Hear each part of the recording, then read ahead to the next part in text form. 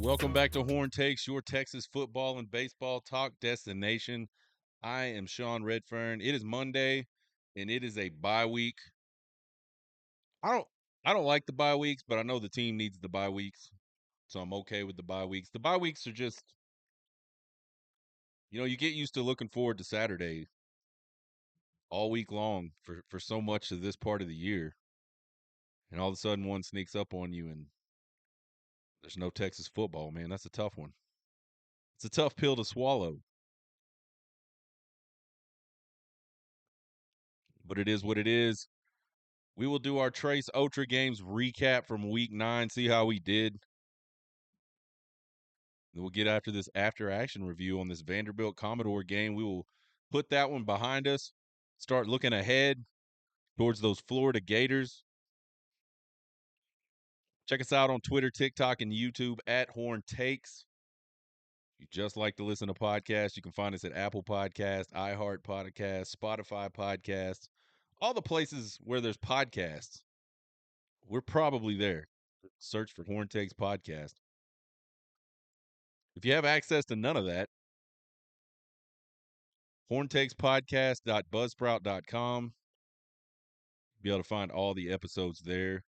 We hit a milestone this last week, and it's not a huge number, but it's exciting for me.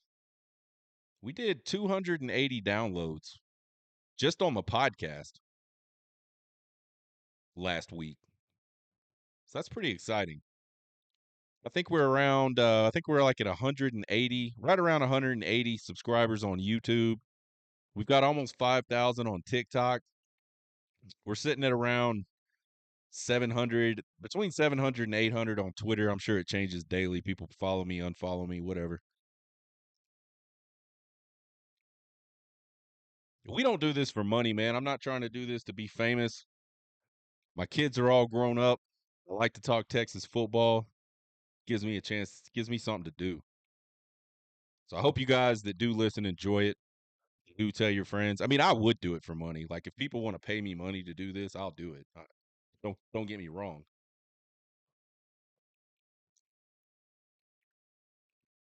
I'm not sure I ever dreamed that a couple of years ago when I decided to start a podcast that I'd still be doing it a couple years later.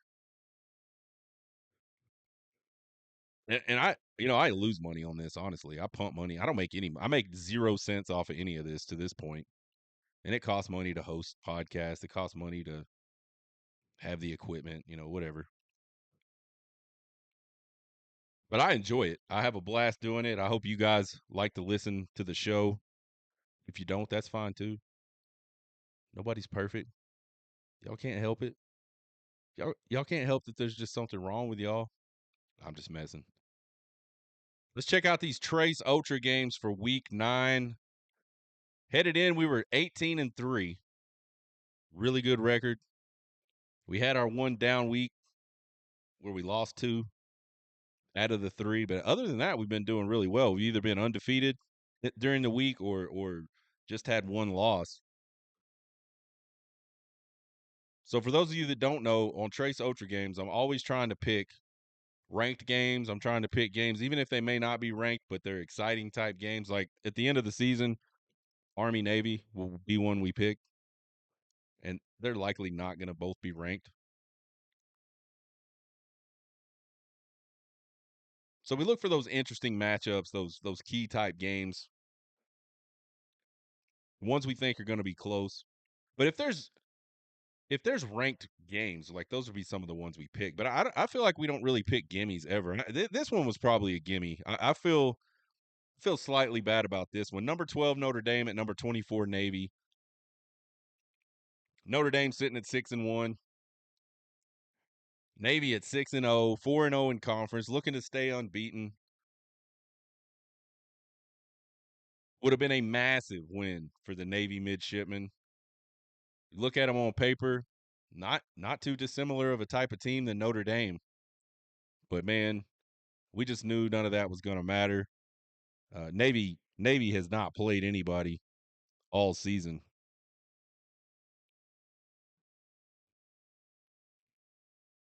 we just thought Indy was going to be too much, but we didn't really realize how much too much was going to be. We had Notre Dame 31-17 in this one. They ended up winning it 51-14. So I started out watching this game, but I did not finish it. So I don't really know what happened. I know at one point I think it was 14-7 at one point early in the game, and I think that's as close as Navy got. After then, the floodgates were open, and the Irish just rolled over the top of Navy. So we're 1-0. Number 21 Mizzou at number 15 Bama. It's one of those SEC games where it's kind of a must win. Not kind of, absolutely was a must win for both teams. If you're Missouri, you're looking to stay in the hunt for the SEC championship berth. You're looking to stay in the hunt for that college football playoff berth. And on the other hand, if you're Alabama, those things are really long shots at this point. You're just trying to make sure that the entire set of wheels does not come off the Crimson Tide wagon. Lose this game to Missouri at home. The season's about to get out of hand on y'all quick. That would have been 3 games in the last 4 lost by Alabama, 2 straight. I mean, we just don't do that at Alabama, right? Missouri's been a fraud all year. I have not been impressed with them whatsoever. And I thought Alabama was going to take a page from A&M. And you guys can always go back and check me on this shit. I said Alabama's going to take a page from A&M, and they're going to run the ball right down Missouri's throat, and they did. 275 yards rushing. I think they took the ball away 3 times in this game. We had Bama 33-20. Bama wins it 34-0. Cook goes out again. So this kid, I didn't realize it. This kid goes to the hospital last week, comes back to the stadium, finishes the game. And then this week, he gets knocked out. And I think it was a hand this time, though, which I don't think it was last week. So Brady Cook, starting quarterback, kind of their – and I don't know when he went out. We started to watch this game and then quickly flipped it over when Texas and Vandy came on. We had it on, but you can't pay attention with the sound going and Texas playing and all that stuff. So I don't really know what happened in this game other than Bama absolutely ran the ball down Missouri's throats just like I said they would, and they won the game by a lot. So 2-0 headed into the nightcap. Number 8 LSU at number 14 A&M. Man, what a big game this was in the SEC. Winner absolutely in the driver's seat. Completely controls their own destiny to make it to the SEC championship game. Completely controls their own destiny making it into the college football playoff. The loser, not in terrible shape. I mean, they're still in that gaggle of one-loss SEC teams.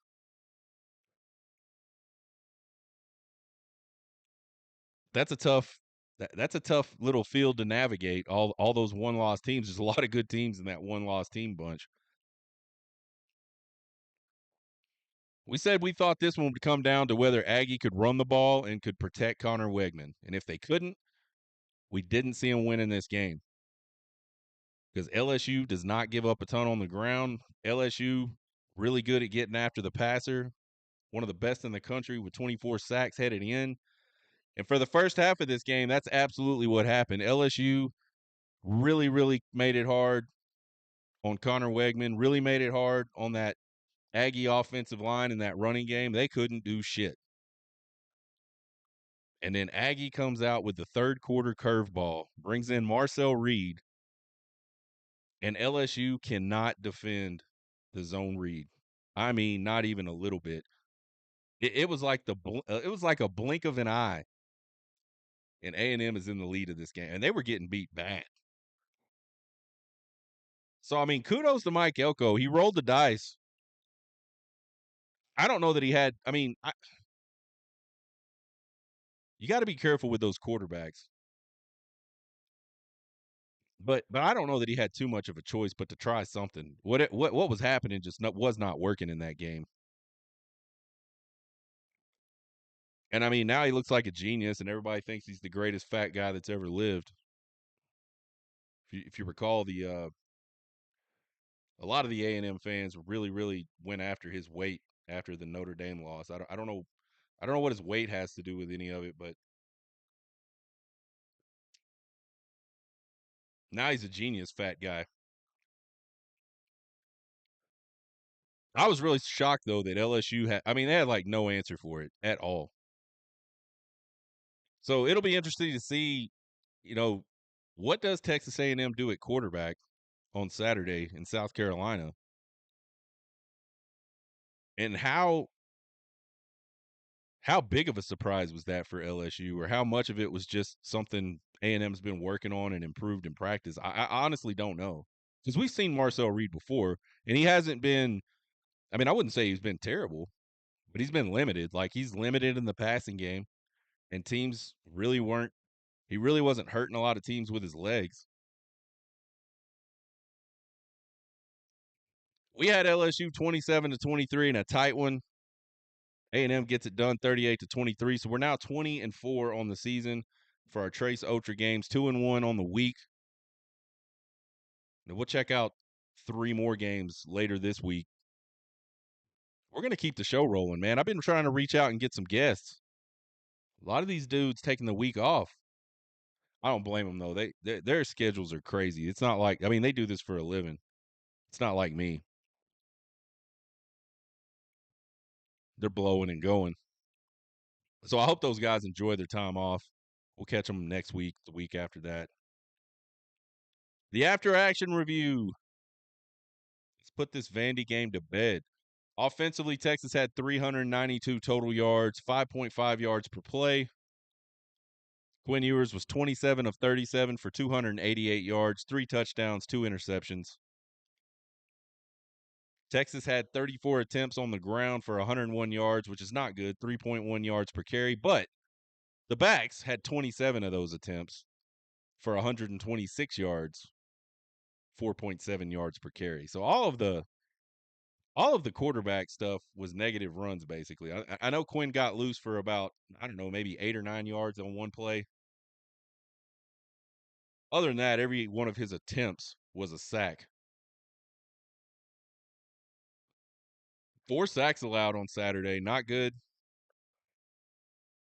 Texas Texas offense has given up in SEC play, 4 SEC games, 14 sacks.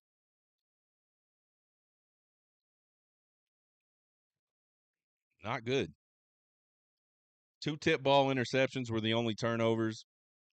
Texas was 9 of 15 on third down, so really good there, 60%. They had no fourth down attempts. They were 3-3 in the red zone, 3-for-3 in the red zone, 2 touchdowns and a field goal. Players that popped. Man, DeAndre Moore, I thought he had a really good game. He's really having a really solid sort of middle chunk of this season. 6 catches for 97 yards, 2 touchdowns. Kind of interesting, DeAndre Moore, man. He was probably, I mean, he was a big time pickup for Texas. Like, I think he was a 4-star guy. There was a battle between Texas and Louisville, and it kind of was going back and forth. It looked like, well, at first he was a Louisville guy, and then Texas gets in the mix, and it kind of looked like they had him. And then sort of late, it looked like Louisville was making another push, and they were going to end up pulling it out. He ends up signing with Texas. Doesn't do anything. I mean, he had 0 catches last year, I'm pretty sure, as a true freshman, which, not a big deal. I'm not bagging on him for that. Just saying, hadn't done a lot. And then as this season starts, he's kind of in the rotation a little bit, but he's not, they're not calling on him. And here in the last few games, man, he's been a guy that's been able to make some big plays for Texas. And what I really like about DeAndre Moore is his blocking ability. He is not afraid to block. So you got to love that out of a wide receiver. I thought Trey Wisner popped, man. He had 17 carries for 81 yards, 5 catches for 39 yards. He had some really good runs, man. I As much as Longhorn fans want to say it all over message boards and Twitters, Texas absolutely could run the ball on Saturday. They just didn't.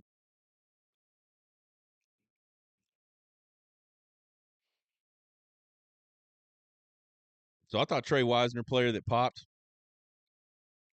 By the way, the picture on the screen right now is of Matthew Golden's catch. Man, that was a hell of a catch. That guy's got some soft hands. But he just didn't do. I think he had 2 catches for 9 yards and the touchdown, obviously, but not enough to pop, man. But the catch was pretty poppy.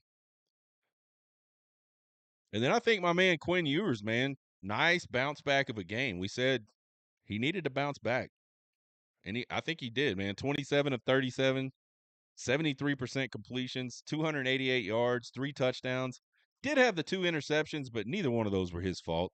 And again, man, there's a lot of people. Man, I don't understand people. Last week, everybody was on the offensive line and just completely let Quinn Ewers off the hook in a game where it was obvious that he was just not navigating the pocket. He was not giving his offensive lineman a chance to sustain blocks off the edge. And then this week he has a fucking bang up game,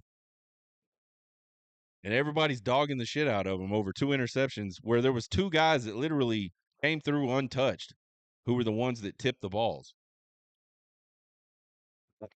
I don't know, man. I don't understand people. I, I feel like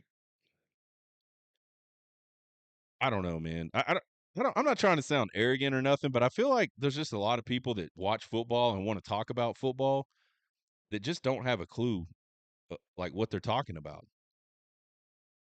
And it's so frustrating because you don't like on message boards and Twitter, like you generally don't know who these people are. So you're like sit there and you're like, is this dude like a nerd? I mean, does this guy like has he ever played football? Or am I talking to like a dude that's played a shit ton of football, like at a very high level, and maybe I'm the dumbass? I, I go through that series of questions to myself probably 3 or 4 times a day, looking at Twitter, looking at Texas football message boards. If you don't think Quinn had a good game on Saturday, I don't know what to tell you, man. I don't know what your expectations are. Sure, he could have been better. Could always be better. But I thought he played a hell of a game, especially considering the 2 he had leading up to this one. And I thought he just looked a little healthier. I thought he just, I don't know, a little extra pep in the step that I did not see out of him against Georgia, did not see out of him against Oklahoma. He just looked like he was hurting to move around in those 2 games, and I didn't see that at all on Saturday. Defensively, the defense gives up 269 total yards, 4.3 yards per play. Vanderbilt was 17 of 31. That's 55% for 155 yards, 2 touchdowns, 2 interceptions. Should have been more interceptions, that is. They had 114 yards on 31 attempts, 3.7 yards per game, and a touchdown on the ground. That, not the best. Still not terrible.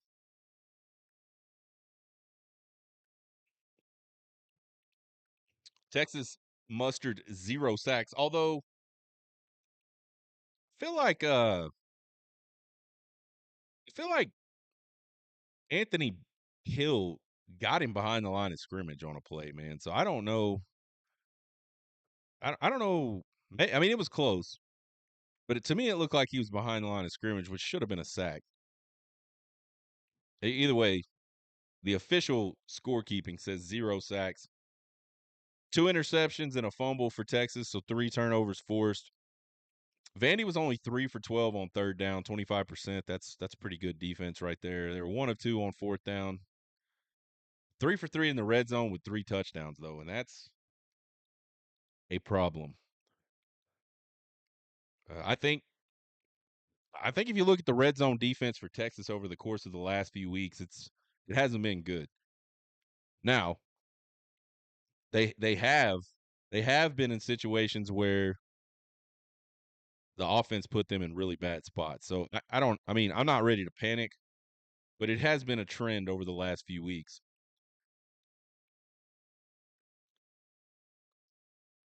Players that popped for me defensively, I thought Jelani McDonald played a hell of a game coming off the bench for Andrew Makuba. 7 tackles, 1 tackle for loss. I thought he flew around and tackled well. He was in coverage. He pressed the run game. I mean, I think he did. I think he did everything really well. I mean, we've been talking all season about how this Texas defense, you can kind of just plug and play people, and not a lot seems to change. If you didn't know the numbers of the guys playing, you would not think Jelani McDonald was some backup that hasn't got a lot of run this year so far. He played really well. So kudos to Jelani McDonald for being prepared to take advantage of his opportunity. I think that's another guy you can add to the rotation now and be like completely. And I know he's played some, like, don't get me wrong. It's not like he hasn't played a single snap all season. But I feel like if you're PK, you you feel 100% comfortable with him in the game. And that's always a good thing. I don't think last year PK felt very comfortable with any of those guys in the back end of that defense. Ant Hill, 8 tackles, 1 pass breakup, 2 QB hurries. Should have had him a pick 6, man. Hit him right in the hand. Kind of tried to tap it to himself, just didn't quite work out. Like we said, he got after the quarterback a couple times. Maybe it was Barron Sorrell that had the tackle that, to me, looked behind the line. It was one of those two. Ant Hill's been popping a lot, though. That dude, man, he's just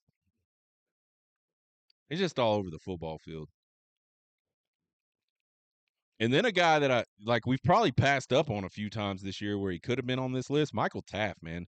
6 tackles, forced fumble, interception.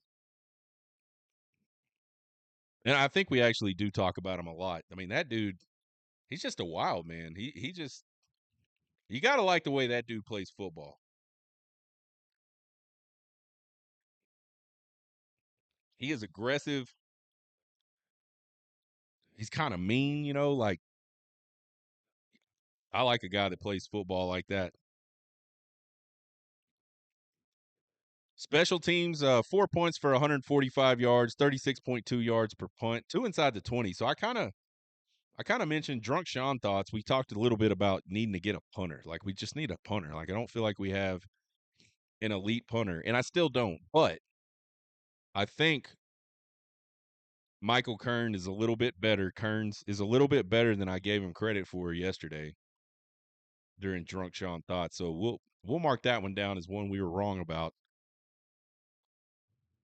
Silas Bolden, man, 3 returns for 41 yards. He had a long of 24. He is, man.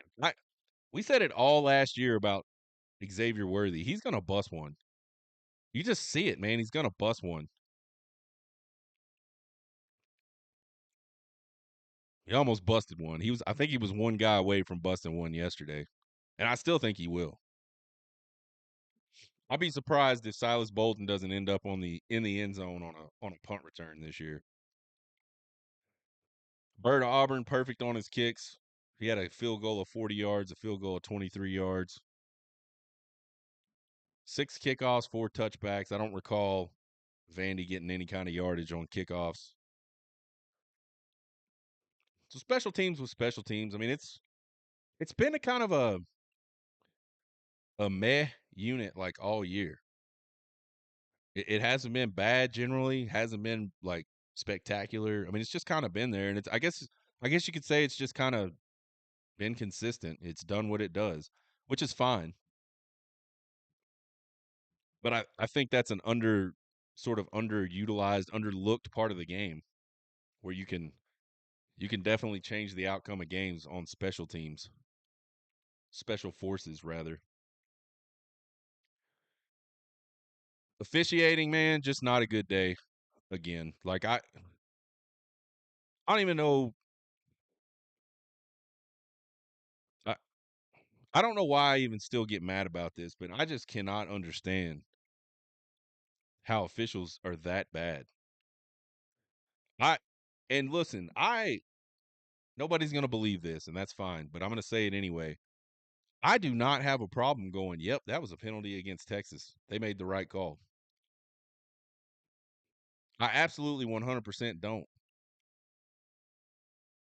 I do it all the time. People will go, man, that was a shit. And I'm like, no, man, I thought that was a good call. But some of these calls, there was 2 holding calls later in the game, one against Helm and one against Kelvin Banks, where I just don't know. I just don't know what the official thought they saw, or like, I mean, both of those flags came out so quick, and they were both just pancake blocks. There's like this new trend, and it's happened a bunch to Texas this year, where they are calling holding on pancake blocks, like blocks where offensive linemen are just burying people, not tackling, burying. And man, I don't understand it. I don't know what they're seeing. Did the rule change?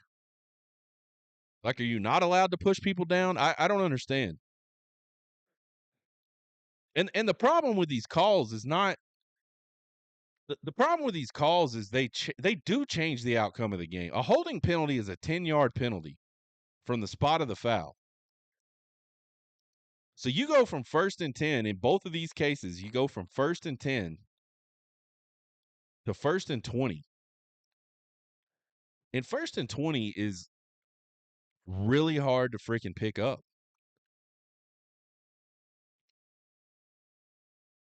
I mean, listen, if that is truly holding that Helm and Banks did on those 2 plays late in the game, then there should be a holding penalty on every single play. Because I know damn well, and it should be on both sides. We should just, I don't know I don't know what you do. Like, do you just penalize everybody every 10 yards? Do you pick and choose? Like, it seems like they're getting picked and choosed.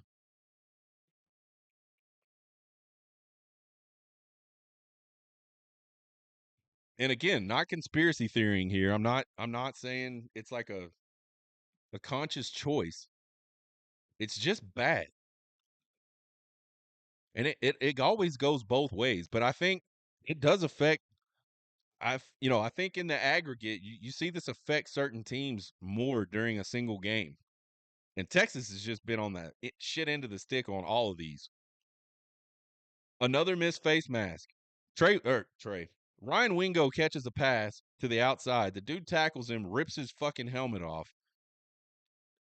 By the face mask, no face mask. What are we seeing? How do you not see that? Do they not watch the tackle anymore? That's a 15-yard penalty. Like, I just don't. You cannot make me understand how they see some things and don't see other things. And they see things, they're just imagining things. It's terrible.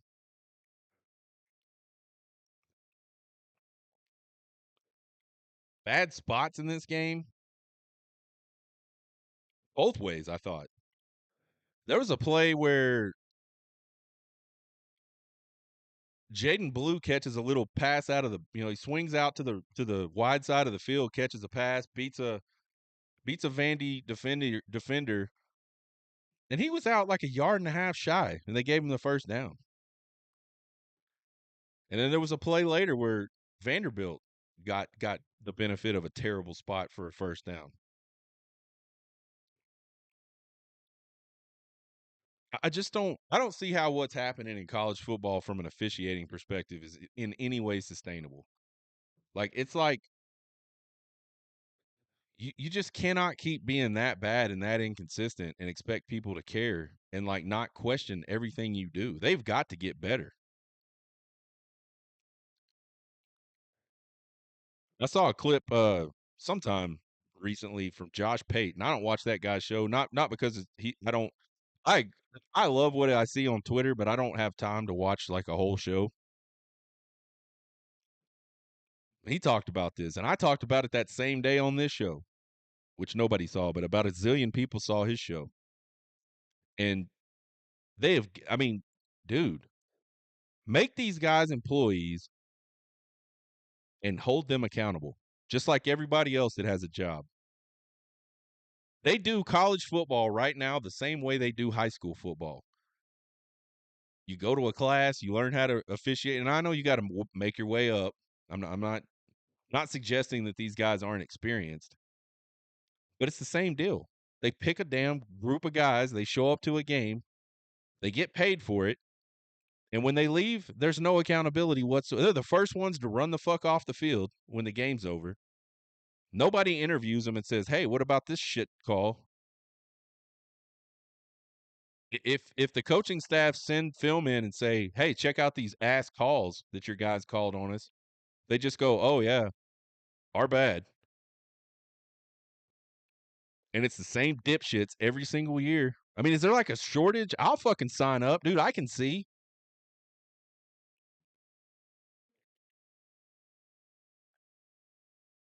I know what penalties are. Got to get better. Final thoughts, man. Let's run down these four keys. We had show up, man. Texas had to show up, and I think they did an okay job of that. I mean,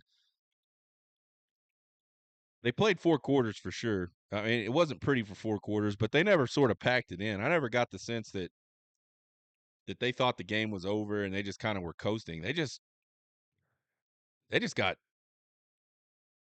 they were just the unlucky recipients of some pretty bad penalties, I thought. Run the football. We said Texas needed to run the football. Man, I mean they did.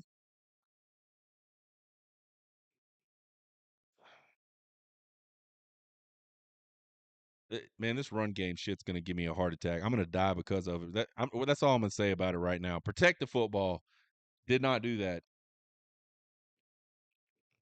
2 tipped interceptions, and I'm not blaming Quinn at all.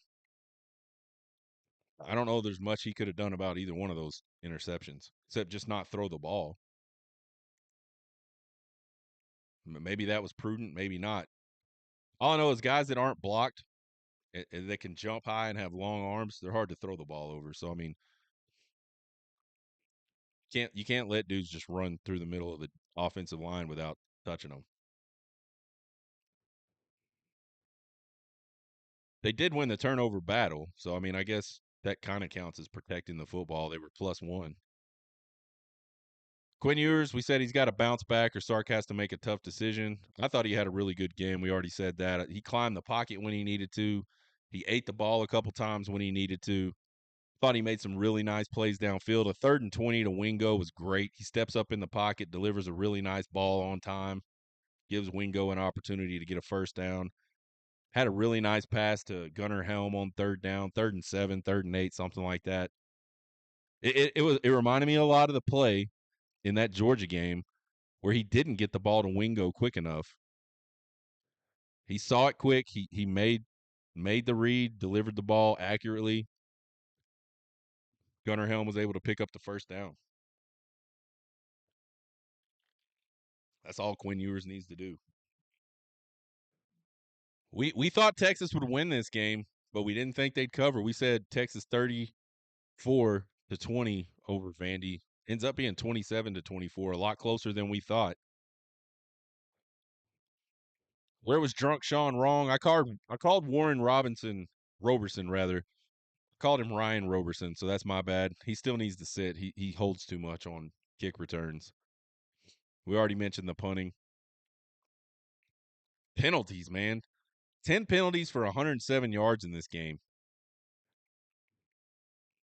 And as much as you know, like, whether you believe that the calls were bullshit or not, it doesn't really matter. There's like parts of that stuff you can control, and there's parts of it you can't. What you can control, jumping off sides. What you can control is false starts. What you can control is like launching head first into the quarterback that threw the ball like a count and a half ago. That's a huge play. Negated a pick six,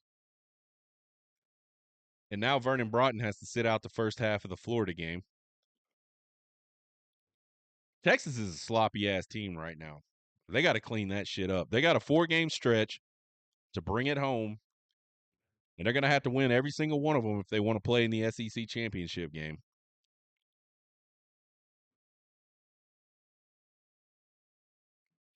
I thought the defense played pretty damn well as a whole. Offense put them in shitty spots a couple times in this one. 14 points off of turnovers. For Vanderbilt, you don't like that. I don't like the red zone efficiency that Vanderbilt had. 34 points off of turnovers in the last two games against this Texas defense. Not great. I think Texas has got to find a better way to deal with mobile QBs other than just standing there in the passing lanes. Like they're either not rushing because they're afraid the guy's going to run past them, or they're literally standing there. They're, 3rd and 10 late in the game on Vandy's last scoring drive. Two defensive linemen are literally standing like 3 or 4 yards off the ball, just hopping around. They rushed two. I don't know what the fuck those dudes thought. I mean, I guess they were just thinking to themselves, like, if he tries to run, we're going to be there.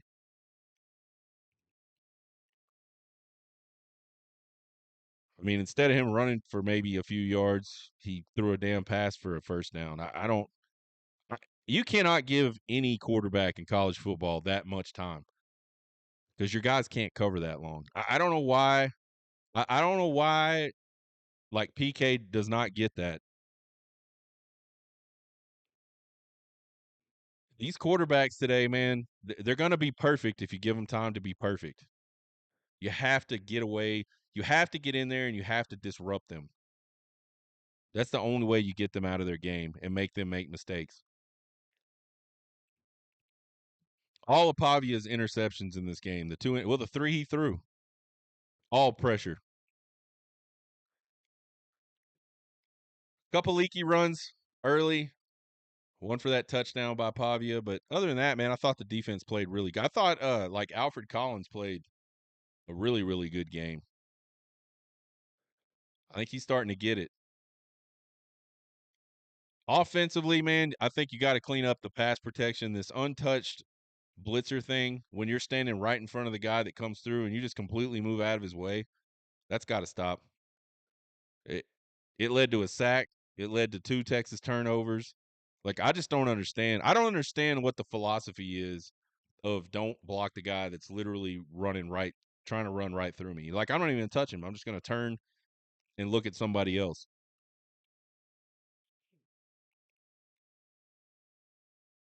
I think at some point Sark's got to decide if he wants to win games comfortably or if he wants to rack up passing stats. And that's going to sound harsh to a lot of y'all. I don't care. All they had to do to keep that game from being interesting was just keep leaning on the run in the second half. And it probably is a blowout, to be honest. Running backs were 4.6 yards per carry. Vanderbilt doesn't have any depth. You could tell they were obviously starting to get tired towards the end of that game. But Sark is too much in love with RPO, man. So you get zone blocking schemes that the Texas offensive line not good at. They cannot block space, man. They can't do it in the passing game. They can't do it in the running game. And honestly, frankly, I don't know why they even ask him to. It's one of the most physical offensive lines in college football. Just let them tee up and fucking hit somebody. Yeah, they'll miss somebody every once in a while. Somebody will make a play, but you're asking these guys that are like behemoths, massive dudes that are strong, mean, to try to block a space. And if they don't communicate, they're going to miss. And that's what we've seen over and over the last 2 weeks. You go back and watch these games, the counter actions, the power blocking schemes. When Texas tries to do that with the running game, they easily get the best results. It's not even close. And the thing is, man, you can pass off of them too. There's play action passes off that. It doesn't have to be RPO the way he wants to run RPO. And kind of the final thing I'll say about this running game, it's not so much the numbers of times they run. It's like just the complete lack of rhythm they get into running the football. And every time they do kind of get into a rhythm, they immediately just start passing the ball again. I think maybe Sark like jumps the gun on, hey, let's hit them with some play action. Like you have to do it more than twice in a row. You have to like actually really hurt them, especially now because it's all over. It's all over the place. It's a tendency now. It is a tendency for Steve Sarkisian to not lean on the running game. So defensive coaches are not gonna. They're not gonna play it any differently than they would.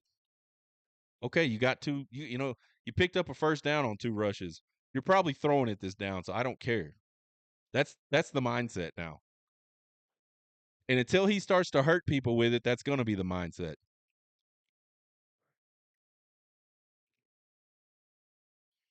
So again, man, it's not necessarily about how much, it's about the timing of it, the consistency of it,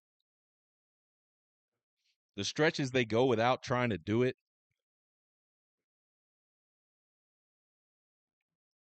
Now Texas headed into the bye week and it's just win, baby. Hey, get healthy. Everybody get healthy. Everybody get mentally focused again. Final 4-game stretch. You got home games against Florida and Kentucky. You got road games at Arkansas and A&M. Neither one of those games is going to be easy. I'm petrified of Arkansas. I tweeted that out on Saturday and someone put no. I have no idea what the hell they mean by no. If you are not worried about watching Arkansas just run up and down the football field and watching Texas A&M run a high school offense for like a bazillion yards in the third quarter of that game Saturday night against LSU, if you're not at least concerned about that, I don't know what the hell is wrong with you.